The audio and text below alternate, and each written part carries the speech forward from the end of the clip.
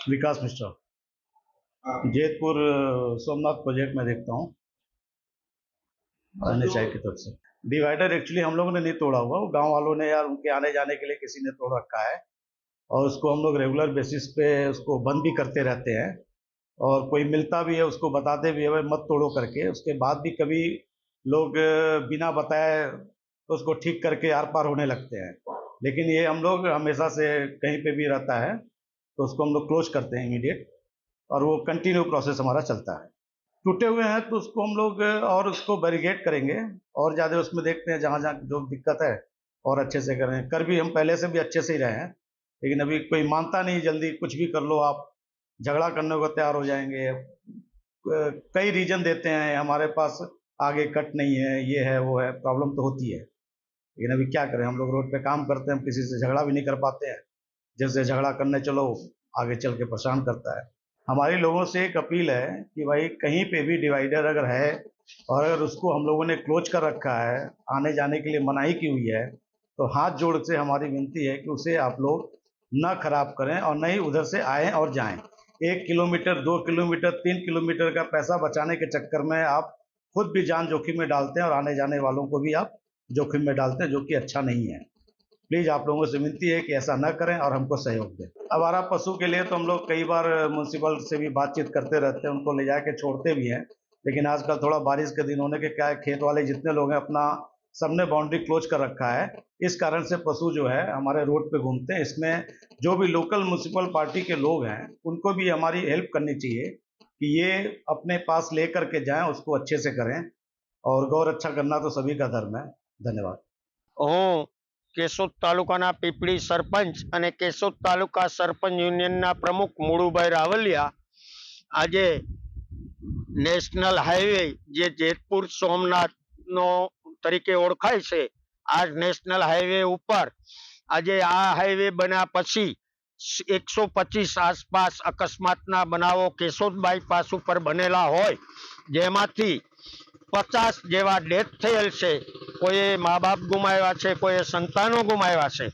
માત્ર ને માત્ર આ હાઈવે ઉપર વચ્ચે ગેપ પાડવાથી જે પૂર ઝડપે વાહનો આવતા હોય એના ભોગ બને છે।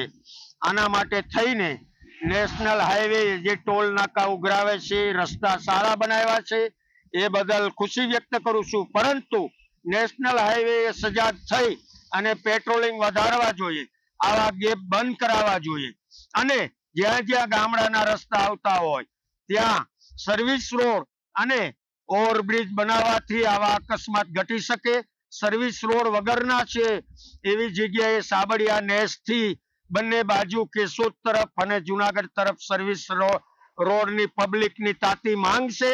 આવા સર્વિસ રોડ વહેલી તકે બનાવો। ડિવાઈડર જે તૂટેલા છે, જ્યાં જ્યાં તોડવામાં આવે છે, એ આ લોકોએ નેશનલ હાઈવે વાળાએ આવા ડિવાઈડર તાત્કાલિક અસરથી બેરિકેડ મારી અને કાયમી ધોરણે સોલ્યુશન આવે ને આવા અકસ્માત ન બને એટલા માટે આ ડિવાઈડરના ભાગ તૂટેલા છે એ કમ્પ્લીટ કરવા જોઈએ, જેથી કરીને અકસ્માત ઘટી શકે। રેડિયાર પશુ જે રખડે છે, આજે નેશનલ હાઈવે વાળાની જે કોઈ ગાડીઓ છે પેટ્રોલિંગ વધારવું જોઈએ અને ગાયો જે મોતના મુખમાં ધકેલાય છે એના માટે થઈને આવા પશુઓને રોડથી દૂર કરવી જોઈએ, જેથી કરીને ગૌ હત્યા ઘટે, ગાયોના મોત ઘટે અને એ પણ એક નેશનલ હાઈવેની જવાબદારી છે, કારણ કે ટોલ નાકા ઉઘરાવે છે।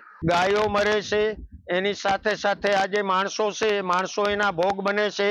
હમણાં તાજેતરમાં જે એક બનાવ બનેલો છે પતિ પત્નીનો, જે કેશોદ પંથકમાં બધાને ખબર જ છે। આવા આજે માણસો છે પોતાની કિંમતી જિંદગી ગુમાવે છે, એના બાળકો મા બાપ વગરના થાય છે, ગાયોની સાથે સાથે માણસો ભોગ બને છે। આ બધું નેશનલ હાઈવેના પેટ્રોલિંગના અભાવે અથવા તો એની નિષ્ફળતા હોય કે બેકાળજી સ્ટાફની હોય, જેના કારણે આ બનાવ બને છે। હર્ષુભાઈ સિદ્ધપુરા, સામાજિક કાર્યકર કેશોદ। જેતપુર સોમનાથ જે નેશનલ હાઈવે છે તેમાં અનેક અકસ્માતો થાય છે, ડિવાઈડરો તૂટેલા છે, રેડિયાર પશુઓ છે, અને એના માટે કહેવાનું એટલું જ છે કે જે અત્યારે ડિવાઈડરો ઠેર ઠેર જગ્યાએ તોડવામાં આવ્યા છે। જેતપુર સોમનાથ હાઈવે ઉપર આપણે ગમે ત્યારે ગમે ત્યાં નીકળીએ છીએ તો બધી જગ્યાએ મન પડે એ રીતના રોડ તોડીને ખાંચા પાડવામાં આવ્યા છે। એના હિસાબે અકસ્માતોની સંખ્યા બહુ વધી ગઈ છે।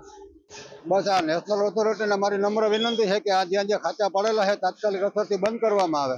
બીજું જે અત્યારે ગૌવંશ રોડ ઉપર આટા મારે છે નેશનલ હાઈવે ઉપર, એના હિસાબે પણ ઘણા લોકોના મૃત્યુ થયા છે.